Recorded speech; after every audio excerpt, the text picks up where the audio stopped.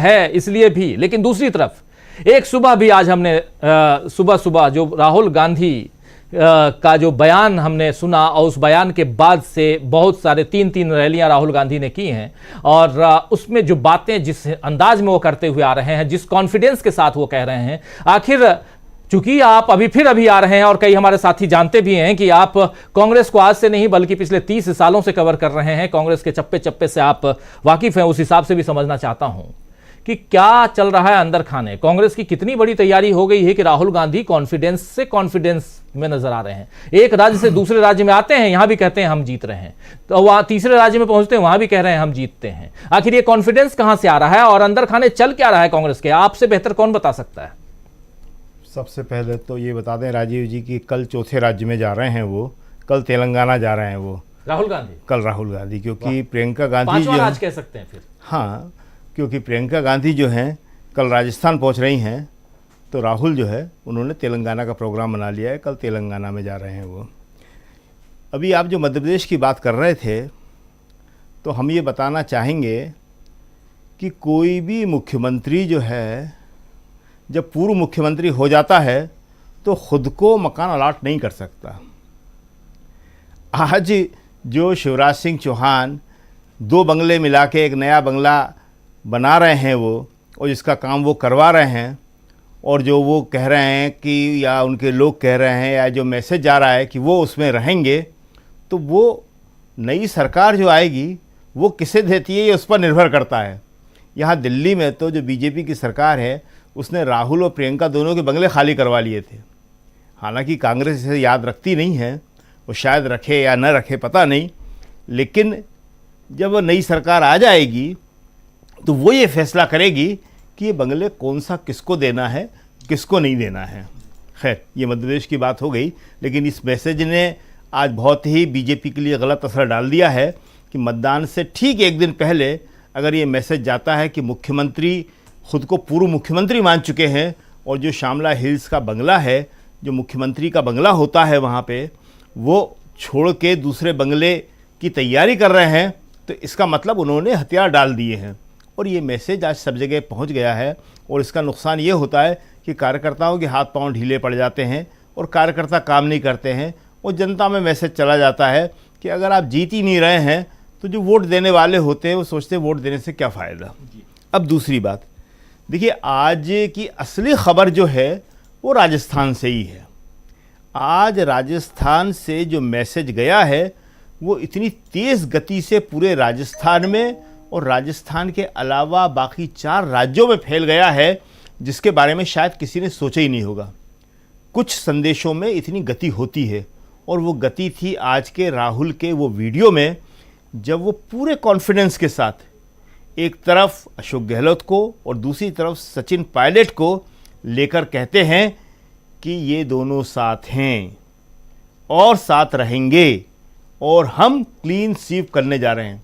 आप ज़रा उनकी भाषा देखिए, उस भाषा में जो पुख्तगी है, जो गंभीरता और ठोसपन जिसे हम कहते हैं, आत्मविश्वास, वो पूरा भरा हुआ है एकदम फुल। राहुल गांधी को इतने कॉन्फिडेंस में लोगों ने कम देखा होगा, बहुत ही कॉन्फिडेंस के साथ अपनी बात करते हैं, और ये कॉन्फिडेंस आता है अंदर से। आपने सोनिया गांधी का जिक्र किया, बहुत अच्छी बात आपने बताई।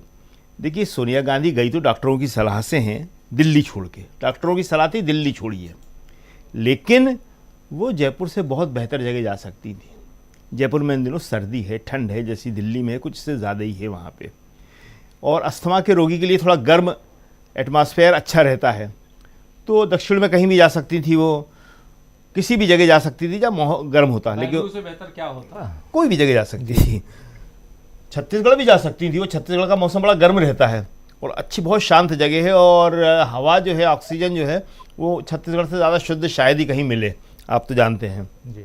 खैर, लेकिन उन्होंने जयपुर चुना, और जयपुर में वो वहाँ एक नेता के तौर पे बैठ नहीं सकती थी। कोई भी नेता नहीं बैठ सकता है, एक नेता हमेशा नेता ही होता है। तो जो आज सचिन और पायलट राहुल के इंतज़ार में खड़े थे, उससे पहले पोस्टर लग चुके थे इनके, ये सब सोनिया गांधी ने मैनेज किया है। उन्होंने दोनों को कह दिया था कि देखिए, अगर जीतना है तो आप लोगों को साथ दिखना पड़ेगा, साथ काम करना पड़ेगा, नहीं तो भूल जाइए। और जैसे ही राहुल गांधी आए, दोनों एयरपोर्ट पे साथ थे, उन्हें रिसीव किया। राहुल ने मीडिया से बहुत ही संक्षिप्त बात करी। आप देखिए फोटो तीनों फोटो खिंचवा रहे हैं। हाँ। दोनों क्या बातें हो रही हैं। तो राहुल ने जो बड़ा जिसे कहते हैं कि एकदम सधा हुआ मैसेज दिया, और देखे वो तत्काल आगे बढ़ गए, इन्वॉल्व नहीं हुए बातचीत में मीडिया से। तो आदमी मीडिया से जब ज़्यादा बात नहीं करता है, जब उसके पास एक ठोस संदेश होता है। तो आज का ये मैसेज जो है कांग्रेस के लिए बहुत, जिसे कहते हैं, संजीवनी बन गया है। राजस्थान में अब लड़ाई जो है बहुत ही कांटे की हो गई है, एकदम नेक टू नेक लड़ाई हो गई है। बीजेपी की समस्या ये है कि बीजेपी में प्रधानमंत्री मोदी इस तरह वसुंधरा को साथ लेके नहीं चल सकते हैं, वो नहीं चल रहे हैं। उन्होंने वसुंधरा राजे को बिल्कुल अलग थलग कर दिया, और वसुंधरा को अलग थलग करने का मतलब है कि राजस्थान का जो सबसे बड़ा हिस्सा था नेताओं का, बीजेपी का, वो अलग थलग पड़ गया है। जी, अगर देखिए दोनों बात कर रहे हैं, देखिए। जी हाँ, अगर प्रधानमंत्री जो है ये कर सकें, वसुंधरा को अपने साथ लाके इस तरह से बात कर सकें, उनके साथ चल सकें, तो वहाँ पे भी मैसेज आएगा। जी, मगर ये संभव नहीं है। प्रधानमंत्री जो है वो किसी को भी अपने समकक्ष आने देना नहीं चाहते। नंबर 1, 2, 3, 4, 5, 10 तक वही वो होते हैं, कोई बराबरी भी नहीं होता। मध्य प्रदेश का चुनाव हो गया, वो शिवराज सिंह चौहान का नाम तक नहीं लेते। और दूसरी बात जो आपने कही वो हम बता दें, जल्लाद की। देखिए बहुत ख़राब भाषा है, और जल्लाद इतना जल्लाद नहीं होता है। हमने फांसी अपने आंखों के सामने होती देखी है। शायद देश में बहुत कम ऐसे पत्रकार होंगे, या हो सकता है नहीं भी हों। जब देखी थी हमने तब तो शायद कोई था नहीं जिसने अपने सामने फांसी देखी हो, और वो इसी राजस्थान में, जयपुर में। एक अवधूत था वहाँ पे, उसने कई हत्याएं की थी, और सब ब्लाइंड हत्याएं थी, कुछ पता नहीं चल रहा था कहाँ क्या। वो बहुत पुरानी बात है, 84-85 की।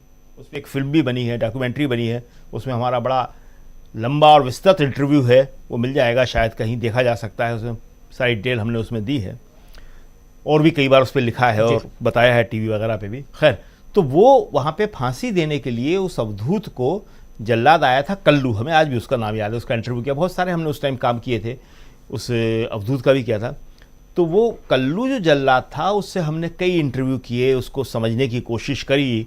उस टाइम पत्रकारिता बहुत ऐसी होती थी कि जब आप चीज़ों को समझने पे ध्यान रखते थे, गंभीर पत्रकारिता होती थी। तो कल्लू ने ये कहा था कि हम लोगों को कोई हत्या, फांसी देने में खुशी नहीं होती है, लेकिन हमारी नौकरी है, हमारा काम है। नौकरी होती है, जेल विभाग में नौकर होते हैं, वो तनख्वाह मिलती है उनको, तो ये हमारा प्रोफेशन है। लेकिन ये बहुत ही दुखदाई और दर्दनाक पीड़ा है। लेकिन हम ये सोच के अपने मन को सांत्वना दे देते हैं कि ये अदालत का हुक्म है, और अदालत का हुक्म सबको मानना चाहिए। जैसे दुनिया मान रही है, ऐसे हम मान रहे हैं। लेकिन ये जो मैसेज है, ये बहुत ही ख़राब मैसेज है। आप लोगों को हिंसा की तरफ उकसा रहे हैं। कोई भी देश का प्रधानमंत्री अगर लोगों को हिंसा की तरफ उकसाता है, तो इसका नुकसान सबको होगा। और जो आप जिक्र कर रहे थे गोडसे का, तो हम बता दें वो 15 नवंबर ही था, बिल्कुल सही। और सन था 1949, जब कांपते हुए पाँवों से, डरता हुआ गोडसे फांसी की तख्ते पे जा रहा था, बार बार बेहोश हो जा रहा था। ये सब जस्टिस खोसला ने लिखा था, जो वहाँ पे थे, उन्होंने सारा इसका जिक्र किया है कि क्या हालत थी उसकी। तो जो गोडसे के मानने वाले हैं उनके लिए 15 नवंबर शायद कुछ खास महत्व रखता हो, जो गांधी के विरोधी हैं उनके लिए खास महत्व रखता हो, उन्हें फांसी की याद आ जाती हो। लेकिन सामान्य लोग तो इसे याद नहीं करते हैं। सामान्य लोग तो जो हैं वो इसी बात को याद रखते हैं कि देश के अंदर प्रेम, मोहब्बत, भाईचारा बढ़ना चाहिए, और प्रेम, मोहब्बत, भाईचारे से ही हिंदुस्तान जो है मजबूत होगा। बिल्कुल बिल्कुल। बात यह है कि आखिर उकसावे